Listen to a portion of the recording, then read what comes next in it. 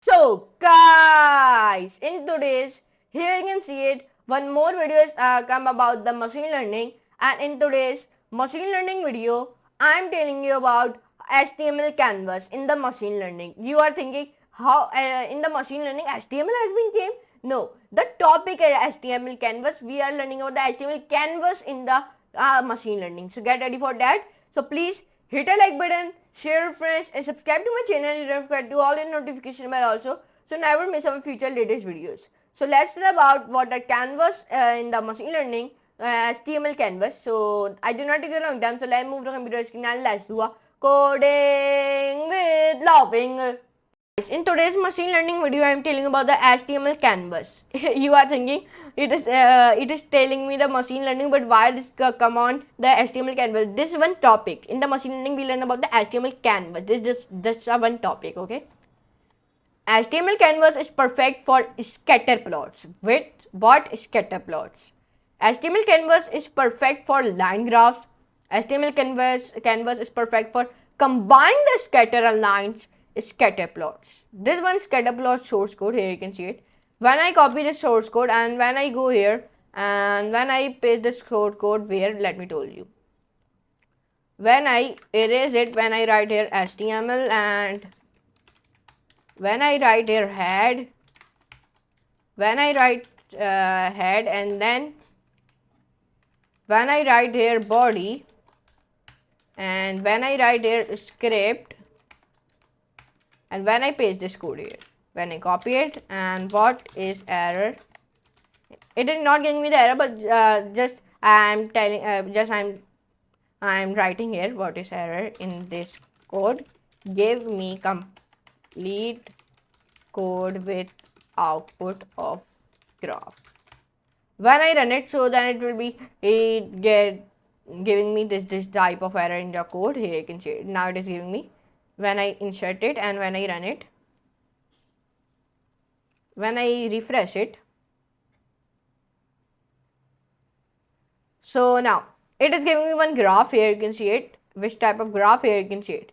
This one graph it is giving me when I full screen it. So here you can see it. It is giving me one graph like in dot. Here you can see it. Using the canvas graph, using the HTML canvas, using the scatter plots, you can do it. Line graphs. In the example, we are doing the line graph. When we copy it and when I go here and when I paste it and when I copy it and when I paste it and when I run it. So it is giving me one graph like here. Here you can see it. When I copy it and paste it, what is error in this code? Give me complete code with output of graph different. And when I say that, so then it will be start to giving me this. Here you can see it. And then when we insert it and run it, so here you can see it give me the output when I refresh it like that. So it give me the output like that. Here you can see it. It make up a new graph. Here you can see it with this line. Here you can see it. Using the scatter plots, you can add this line, and using the canvas, you can give the output like this type of dots using the canvas, and using the scatter plots, you can add this line. Combine. This one source code of the combine. When you copy the source code and when you paste the source code, and when I paste the source code and when I say what is error in this code, give me complete code with different output of graph. When I say that, then it will be telling me, then it will be start to telling me this type of error in your code. So here you can see now it is giving me. So when I copy that and when I run it, so when I reload it, so then it will be giving me the output like that. It changes the color in the blue. Here you can see it. Using the combine function, you can do this. Okay. Now come down. Having a plotted object is nice when studying the artificial intelligence. Makes AI more fun. makes AI more visual, makes AI more understandable.